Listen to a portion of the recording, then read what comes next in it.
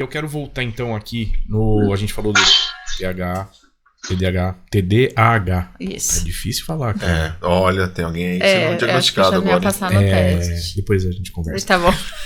O autismo tem algum tratamento ou não? Tratamento sim, cura não. Tá. É um transtorno de desenvolvimento, é um cérebro que se desenvolve de uma maneira diferente. Tá. É tratável, mas não é curável, né? O tratamento do autismo é um tratamento através de estimulação. Então, você estimula o cérebro nas dificuldades que ele tem. Uhum. Basicamente, através de terapias, tá? Terapia psicológica, fonoaudiológica, terapia ocupacional, que eu falei para vocês, para trabalhar as questões de integração sensorial, questão motora. Existem outras terapias também, a físio, porque geralmente as pessoas autistas, elas são mais hipotônicas, elas são mais moles. Quando você pega, você sente ela mais mole. Psicopedagogia, se o cara tiver dificuldade na escola. E tem várias outras aí, mas é tratado desta maneira. O autismo, ele pode, o paciente com TEA, ele pode usar medicamento, mas o medicamento no TEA trata sintomas, não trata o autismo. E aí é específico da dificuldade da pessoa. Então, se eu estou falando de um autista que é agressivo, eu posso tratar a agressividade. Tá. Se eu tô falando de um autista que tem associado TDAH, que é comum também, tá? As duas coisas ao mesmo tempo. Eu posso tratar o TDAH do cara. Epilepsia é mais comum em pessoas dentro do espectro. Então, se o cara tem epilepsia, vai usar anticonvulsivante. E daí por diante. Quando eu perguntei da molecada lá pra você diagnosticar o mais cedo possível, era isso.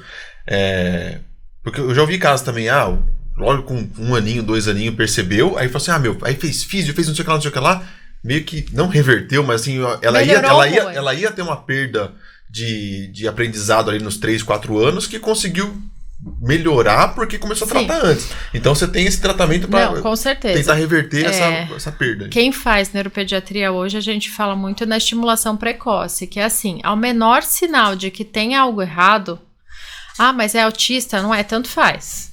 Vamos tratar, vamos estimular essa criança na dificuldade que ela tem. Mais pra frente a gente vai ver o que é.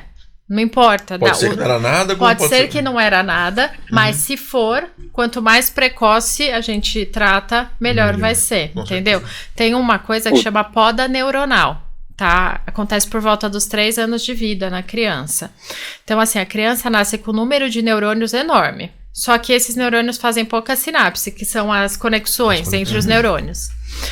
Esses 3 primeiros anos de vida, a criança desenvolve muita sinapse.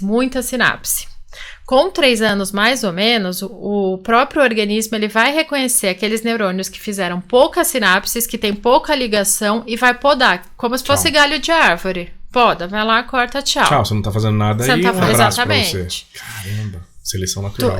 Teve que aprender até agora, aprendeu, vai embora. Todo neurônio que você conseguir fazer que tenha mais sinapse, fica. O neurônio que não tem sinapse vai embora. E são os próprios neurônios que decidem isso. Exatamente. Eles fazem uma convenção. Tem um STF lá que deve mandar nessas coisas. Tipo, não, você, vagabundo aí, 3 anos sem fazer nada. Tchau. Vai embora, velho. Falou. É sobre isso. Então, é isso que acontece. Quando você estimula precocemente, você estimula a formação de sinapse, então você vai ter uma criança que vai ter mais neurônio mais pra frente, por isso o prognóstico é melhor. Em relação à cura do autismo, é até fórum em congresso médico, né? Os congressos de neuro. Tem cura? Não tem cura. Então fala-se assim, quando você pega uma criança muito jovem, criança, sei lá, de 1 ano, que preenche critério diagnóstico e você começa a estimular ela da maneira mais correta possível e vai reavaliar depois de 1 ano de estimulação. Mais ou menos 16% dessas crianças saem deste diagnóstico. A questão é, elas se curaram ou elas não estavam dentro do transtorno? Tá, entendi. Essa é uma questão que Porque pode ser que esses 16% não estavam. Que não estavam, na verdade, eles não se curaram porque eles não estavam. Tá. Doutora. Mas rapidinho, René, será que essa coisa não é muito...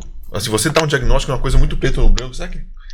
a grosso modo, não é todo mundo que é autista e tá você tem um nível mais ou menos, porque você chega lá e fala, tudo bem, tá todo mundo entre 0 e 15, mas a galera que tem um 15,5, um 16, um 17, você tá falando todo isso mundo porque é, algumas mas... coisas que ela falou, você talvez tenha se encaixado exatamente. um pouquinho, eu me encaixo nisso, mas não no outro, eu sou considerado normal, mas o outro não. Então, assim, é verdade. todo mundo deve ser um pouco, Sim. mas você tá Isso ali. chama teoria do copo hoje, tá? É uma teoria que explica justamente isso. Por que que eu me identifico com características e não necessariamente eu sou um autista? Então, essa teoria do copo fala assim, que o ser humano é um copo e que ali dentro você vai depositando fatores genéticos e fatores ambientais. O impacto desses fatores tem tamanho diferente. Tem os fatores genéticos que têm impacto maior, outros menores, o ambiental, mesma coisa. Quando você lota esse copo e faz o copo transbordar, você tem uma pessoa dentro do espectro. Se você tem esse copo quase no limite, mas ele não transbordou, você tem uma pessoa que tem características, mas não está no espectro. Tem pessoas que têm o copo na metade, tem outra que tem só um pouquinho. Então, são todas características, entendeu? Mas não necessariamente elas vão fazer você estar dentro do espectro. Mas eu posso ser uma pessoa que me irrito com sons, me irrito com a luz. Eu posso ser uma pessoa que atrasou para falar, entendeu? Então, a gente explica e, em resumo, isso que você falou dessa maneira hoje. Chama a teoria do copo. É, porque assim... Caramba, Zé. Mandou bem, hein? Muito obrigado.